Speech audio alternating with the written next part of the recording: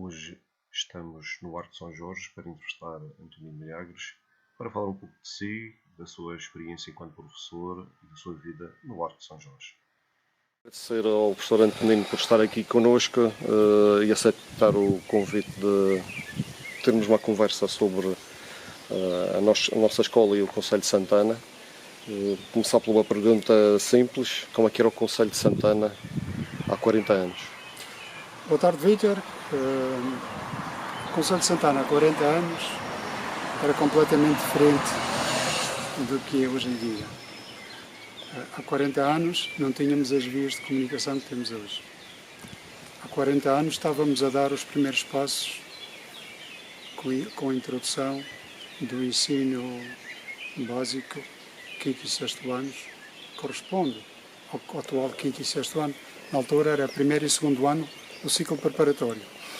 O que nós tínhamos antes era... Sim, que a escola começou por ser a Escola Preparatória de Santana. Exatamente. O que nós tínhamos antes do início da Escola Preparatória de Santana, tínhamos um ensino básico mediatizado que foi lançado aqui na Costa Norte, nesta zona, no Concelho de Santana, por volta de 72, 73. E que vigorou até os anos 90. Temos de ter em consciência isso. O vulgo telescola. O vulgo telescola. Portanto, foi um marco importante. Se calhar o maior marco dos anos 80 no Concelho de Santana. Aquilo que é mais importante do ponto de vista escolar, social e cultural é a construção da escola e a entrada em funcionamento da Escola Preparatória de Santana em 1982. Sem dúvida que isso vai facilitar a vida escolar das nossas crianças e dos nossos jovens da altura. Porque na altura não era fácil de estudar. Na altura as opções eram muito poucas. Quando um jovem terminava o ensino primário, tinha duas opções. Ou não estudava, ou ia para os colégios internos, que tinham um internato. Então o vulgo telescola era aquilo que era o normal na altura? Portanto, aquilo a que todos os jovens tinham acesso, após a 4ª classe, era a conclusão do ciclo preparatório, era assim que se chamava na altura, ou do 2º ciclo, através da telescola. Portanto, o 1º ano da telescola e o 2º ano da telescola. Porque não existia nenhuma escola, até 1982, não existia nenhuma escola preparatória a funcionar no Concelho de Santana. Portanto, os jovens tinham a opção de ir para as escolas do Funchal, que já existiam, já Muniz, nessa altura a Liceu Nacional do Funchal, Francisco Franco, nessa altura a Escola Industrial e Comercial do Funchal, e a Escola de Gonçalves de Arco, a Escola Bartolomeu Estrela, e depois a outra opção seria, que era a mais óbvia e aquela que praticamente todos os jovens escolhiam, que era estudar no Colégio de São Vicente, estudar nos Salesianos, ou no Colégio Missionário, ou nos diocesanos. Portanto, não havia, porque eram institutos ou escolas que tinham o regime de internato, porque a Francisco Franco, na altura, a Escola Industrial e Comercial da Funchal, e o Liceu já Muniz, era só para alunos, digamos, não havia regime de internato, como é óbvio. Exato. Portanto, isso veio, digamos assim, facilitar o acesso ao ensino e dá-se uma massificação do ensino do Concelho de Santana. Portanto, assim que a escola, nos anos subsequentes, estamos a falar, por exemplo, em 86, 87, 88, a escola chegou a ter alunos desde Boa Ventura até o Porta Cruz, com 800 e tal alunos, sensivelmente o dobro do que tem hoje em dia. Voltando um bocadinho atrás na história, antes de chegar a Santana, enquanto professor, como é que foi ser jovem num concelho como era o de Santana nessa altura, dos anos 60 ou 70? Ser jovem não era fácil de ser jovem, porque as oportunidades que os jovens tinham quase não existiam. havia os que conseguiam emigrar, havia os jovens das famílias, os filhos das famílias mais abastadas, uma certa classe média alta, que conseguiam ir para os colégios que tinham internato, e depois a maioria, se calhar a maioria emigrava. E também se emigrava, isto já mais nos anos 70, no início dos anos 70, também se emigrava para fugir à Guerra do Ultramar, que só terminou em 1975. Fugia-se da guerra, mas também fugia-se da vida difícil do campo. Fugia-se da vida difícil do campo, mas havia muitos que ficavam ligados à agricultura. E, portanto, digamos que a via escolar era uma via para muito poucos. E isto numa época isto que... até 1952. Pois, exato. E isto também numa época em que a vida de agricultor, trabalhador agrícola, era uma vida também muito ligada a um regime ainda muito colonialista, não é verdade? Também era difícil, mesmo aqueles que trabalhavam na agricultura, trabalhavam sobretudo para senhorios, no regime de colonia ou no regime de benfeitoria. No regime de colonia, a terra não era, nem a terra, nem aquilo que estava colocado sobre os terrenos era do trabalhador, do agricultor. No regime de benfeitoria, aquilo que estava sobre o terreno, que eram sobretudo as plantas, as vinhas, as árvores, as latadas, isso sim, as estacas, tudo o que tinha sido feito pelo trabalhador era do trabalhador. E o senhorio apenas tinha o terreno. Daí que ser um regime ligeiramente mais favorável. E depois tudo o que era produzido havia que fazer uma partilha com o senhorio. No regime de colonia, por exemplo, aqui no Arco, punha-se em relação ao vinho, mas punha-se em relação às semilhas, ao feijão, às favas, às abóboras, tudo era partido. E era partido no sentido de 3-1. 3 partes para o senhorio e uma parte para o caseiro, para o trabalhador. No regime da benfeitoria era o chamado 50-50, 50% para cada lado. Se eu tinha um terreno com 4 pipas de vinho, era 2 para o trabalhador e 2 para o senhorio.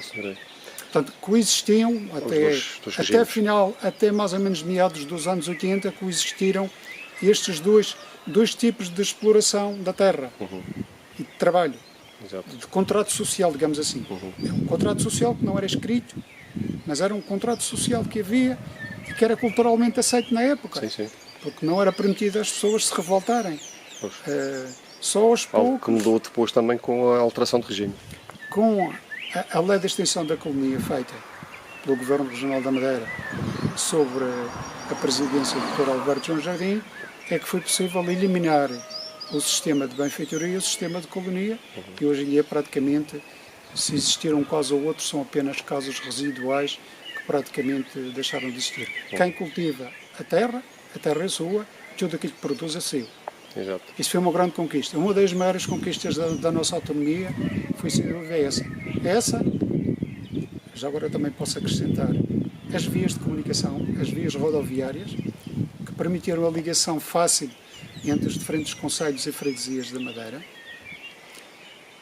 a massificação do ensino através de uma escola preparatória e secundária, o ensino básico e secundário, acessível a todas as freguesias da região autónoma, e a instalação de um centro de saúde por cada freguesia.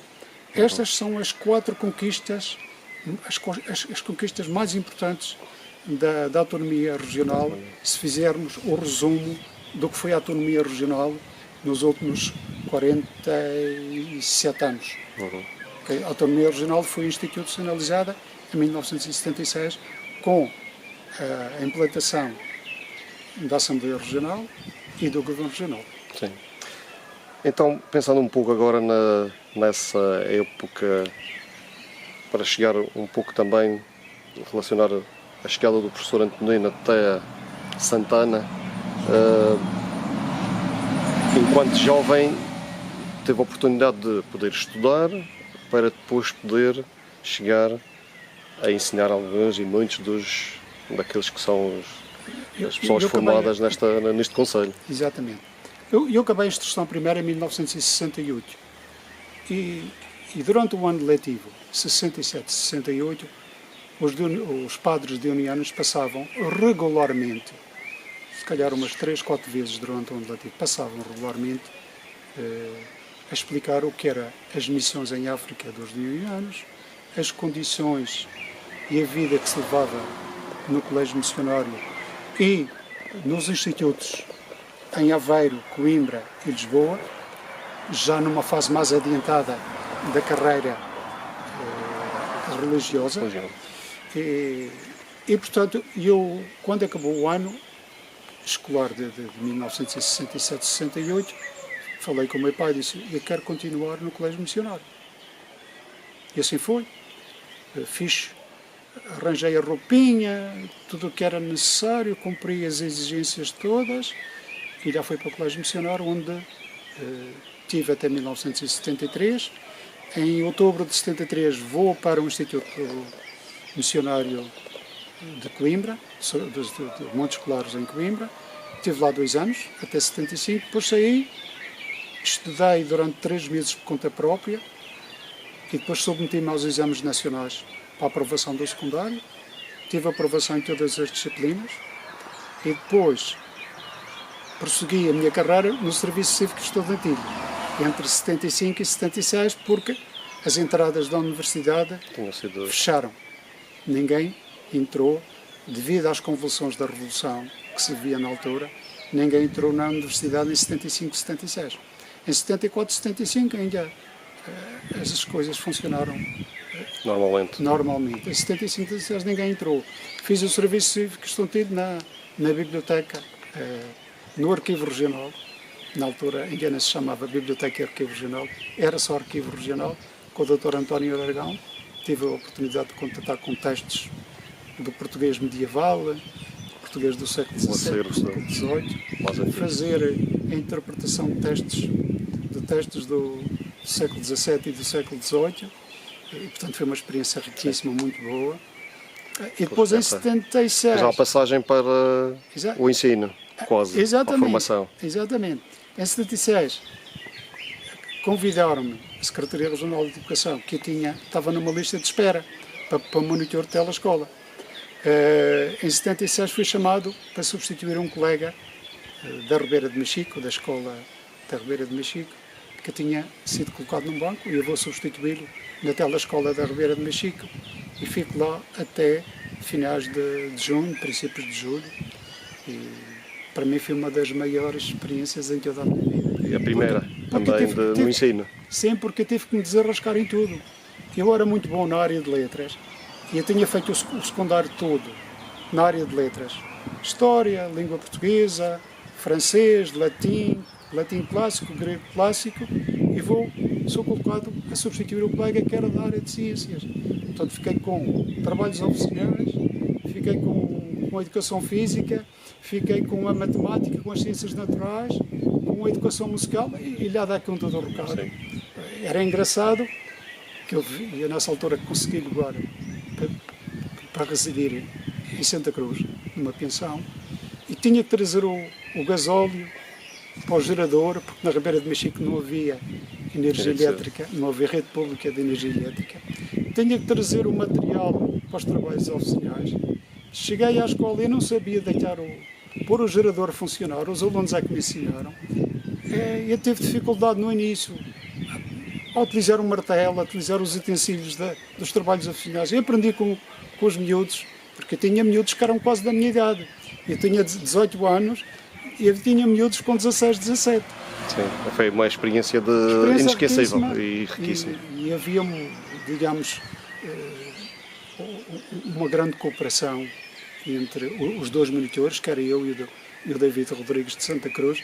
Havia uma grande cooperação e uma grande entreajuda entre nós os dois e os próprios alunos que eram... E após essa primeira experiência, que foram só alguns meses... Em 76, depois dessa experiência, ingresso na Faculdade de Letras da Universidade Clássica, no curso de Românicas. Fiquei lá 2 anos, até 78. Em 78 regressei à Madeira, queria conciliar o trabalho com o prosseguimento de estudos, ingresso na extensão da Madeira da Faculdade de Letras, peço a equivalência das românicas para os estudos portugueses e franceses e fiz até acabei o curso em 1983, acabei o curso de estudos portugueses e franceses. E depois dessa formação começa a lecionar? Não, eu já comecei a lecionar em 1978. Entre 78 e 83, 84, eu lecionava e estudava, porque nós tínhamos as faltas ao trabalho, as faltas à escola onde estava colocado na Jamenis e na Francisco Franco. Um género de estatuto de trabalhador-estudante. Exatamente. Nós tínhamos automaticamente, quando estávamos nas aulas da extensão da Faculdade de Letras, aqui na Direção Regional dos Assuntos Culturais, que não havia Universidade da Madeira na altura, nós tínhamos as faltas justificadas ao abrigo do trabalhador-estudante. Portanto, concluí a licenciatura. Quando venho para Santana já tinha a habilitação própria. Portanto, em setembro, finais de setembro de 1984. Em 84, então. Em 84, então, chega a Santana, mas antes disso, a experiência de chegar à Escola Preparatória de Santana, como é que foi? Fiz vários anos, portanto, entre 78 e 84, faço vários anos como professor do Liceu Nacional da Funchal, escola básica, portanto, escola secundária Jamenis e na escola secundária Francisco Franco, e também estive na escola secundária das Mercês. Foram estas três escolas que trabalhei, de 78 a 84. Portanto, já trazia um bocadinho de experiência. Mas essa mudança do Funchal para Santana era para estar mais próximo da zona de residência ou por outras razões? Foi para uma questão financeira. As despesas eram menores, porque não tinha que pagar habitação. No Funchal tornava-se muito complicado pagar habitação, pagar alimentação e todas as despesas inerentes a quem vive numa cidade. Portanto, na altura, foi sobretudo uma questão económica que me fez regressar ao Concelho de Santana. E quando chega a Santana? Chega a Santana um bocadinho por acaso. Porque eu estava colocado, em 84, 85, eu estava colocado na Francisco Franco. E eu soube de uma professora que estava colocada também no grupo de francês em Santana, que queria ir para a Francisco Franco. E eu também estava colocado na Francisco Franco e queria vir para Santana. Portanto, fizemos uma permuta direta e aí foi o primeiro contacto com o Padre Isidro, foi precisamente por esta questão da permuta. O primeiro contacto não foi muito agradável, posso dizê-lo com franqueza, porque fui ter com o Padre Isidro à casa paroquial e o Padre Isidro disse-me: meu amigo, aqui só trata assuntos da paróquia, esse assunto é da escola, isso trata-se da escola. E conversa que ficou por ali. Só dali no dia seguinte, a separação da vida. Só no dia seguinte acabou a escola, com muita cautela, com certo receio. Sr. Padre, dá licença, faz favor. Então, o que é que pretende? Sr. Padre, já tinha ido consigo ontem. Há aqui a possibilidade, e eu gostava muito de regressar ao meu concelho, onde os meus pais vivem e onde eu nasci. Gostava de fazer uma troca com outra professora que está colocada aqui na escola, quer ir para a rua. Há uma permuta direta, a Secretaria Regional também não se opõe. Se o Sr. Padre pudesse dar um parecer favorável, o Sr. Padre disse: eu vou ver o que é que posso fazer. Depois dou-lhe uma resposta. E a conversa também ficou por aí. Dali a dias ele telefona-me a dizer que tinha sido autorizado, que tinha entrado em contacto com a Secretaria Regional e que tinha sido autorizada a permuta direta. Porque se não fosse pela via da permuta direta eu não tinha vindo. E essa vinda, essa chegada, é inevitável que se pergunte como é que eram os jovens nessa altura, em especial os de Santana, mas será que há algo que se possa comparar entre aquilo que tinha sido a experiência dos 6 anos antes? Os Santana eram muito mais calmos, o ambiente é diferente. Santana era um ambiente rural, continua a ser, mas nessa altura mais rural do que hoje em dia. e eu vinha de um ambiente, sobretudo na fase inicial da minha carreira, em que, digamos, foi muito complicado o início, porque na Jaime Muniz, na Francisco Franco, em 1978, o ensino não estava assim tão bem organizado, não havia um ambiente disciplinado como certamente hoje em dia, a nível da organização. Eu lembro-me perfeitamente que se fumava dentro das salas de aula. Os professores fumavam, os alunos fumavam no ensino secundário, que foi colocado no ensino secundário. E, portanto, estamos mesmo a ver qual seria a disciplina dentro de uma sala de aula onde os professores fumavam e trocavam tabaco com os alunos e vice-versa. Fumarada por todo o lado. Aquilo para mim foi um choque, porque eu vinha da faculdade e na faculdade ninguém fumava. Sim, era outro ambiente. Era outro ambiente. Portanto, venho para Santana, os alunos eram calmos, obedeciam, por norma, obedeciam os professores, não contestavam a autoridade do professor. O professor ainda era visto...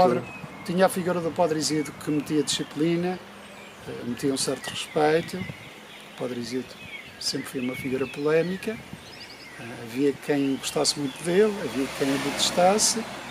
E, portanto, o Padre Isidro, com todos os seus defeitos e virtudes ou qualidades, sempre foi uma figura importante porque, na altura, talvez fosse a única pessoa na região que tinha alguma experiência a nível da instalação de comissões instaladoras de escolas, porque ele já tinha passado por duas, antes de vir para Santana. Além de ser pároco, portanto, o pároco, nessa altura, também era uma figura social importante e que impunha respeito. Sim, sim. Então, nesse caso, se esta escola básica e secundária de Santana, para abreviar, não tivesse sido instalada na altura, nos anos 80, 82, haveria algo diferente no concelho? Será que a realidade teria sido a mesma e se houvesse ainda a necessidade de ir estudar para uma localidade mais distante, como o Funchal? Eu diria que se a escola não tivesse sido lançada na altura em que foi lançada, ter-se-iam perdido uma série de jovens que hoje em dia são muito importantes para a região, em termos da administração pública regional e em termos do exercício de funções importantes nos mais diversos setores da atividade social e económica da região. Há muitas figuras públicas hoje em dia que iniciaram os seus estudos em 1982 na escola, ou aliás continuaram após a instrução primária os seus estudos. Essa geração, muitos deles ter-se-iam perdido. Pode-se considerar que isso seja, digamos, o principal contributo social e cultural da escola para o concelho de Santana? Tenho para mim que a nível do ensino, a nível da cultura no concelho de Santana, aquilo que é mais importante nos anos 80 é sem dúvida a instalação da escola e o seu funcionamento e o seu alargamento para o ensino secundário e para a educação e formação de adultos à noite, que na altura foi lançado. Caso contrário, ter-se-iam perdido gerações e gerações de jovens que hoje em dia têm a sua formação, que são muito importantes para a nossa vida social, para a nossa vida coletiva, enquanto comunidade, que muitos deles não teriam atingido o grau de notoriedade que hoje em dia têm. Isso não tenho dúvida. E quanto professor que também passou pela escola, não está atualmente a exercer lá na escola, mas passou alguns anos ali, como é que olha para aquilo que é o papel da escola nos dias de hoje, neste concelho que tem um quê de rural, é claro, mas como é que será o papel da escola nos dias de hoje e no futuro, nos novos desafios, com mais ou menos população? A escola, os desafios são exatamente os mesmos que eram há 40 anos. A escola estar aberta à evolução social, cultural e económica do meio onde se insere e cooperar através do seu projeto educativo, através das suas atividades, através da sua vida e do seu funcionamento, cooperar com essas entidades para o desenvolvimento social, cultural e económico do meio onde se insere. Portanto, os desafios continuam a ser os mesmos. E Continua a ser tão importante como era nos anos 80 ou 90? Continua a ser tão importante porque os desafios são diferentes. Há sempre novos desafios, há sempre desafios novos que cada dia nos aparecem e para isso há que estar atento e há que saber adaptar-se às novas realidades e essa adaptação faz sobretudo com as associações, com as instituições das quais a escola faz parte. Portanto, quanto mais cooperação houver, quanto mais abertura houver para a vida social, económica e cultural da comunidade, melhor será o funcionamento da escola e mais bem preparadas estarão as futuras gerações para os desafios do presente e do futuro. E finalmente lhe pedir para deixar uma mensagem aos atores e autores, sejam eles os alunos e pessoal docente ou não docente, mas também a toda a comunidade, já que se está a comemorar os 40 anos, já vamos a caminho dos 41, já somos maior de idade há muito tempo. Em primeiro lugar, toda a equipa que está a coordenar as atividades dos 40 anos, dar os parabéns por todas as iniciativas que já foram feitas, por aquelas que vão ser feitas até outubro, dar os parabéns a toda a comunidade escolar, a todo o pessoal docente, não docente, aos alunos, e dizer que os desafios são sempre, a mensagem é sempre a mesma. Há que gostar daquilo que se faz, há que estar sempre disponível para nos adaptarmos e para estarmos disponíveis para nos atualizarmos e darmos o nosso contributo, cada um dar o seu contributo para a melhoria da sociedade. É para isso que nós trabalhamos. E, sobretudo, quando enfrentamos dificuldades, não desistir à primeira dificuldade, porque aqueles que não desistem são aqueles que chegam aos seus objetivos. E os objetivos gerais da comunidade dependem muito também dos objetivos individuais de cada um. Portanto, gostar daquilo que se faz, empenhar-se, cooperar e não desistir perante as dificuldades. Esta é a mensagem. Ok, muito obrigado pela disponibilidade mais uma vez. Obrigado, Vitor.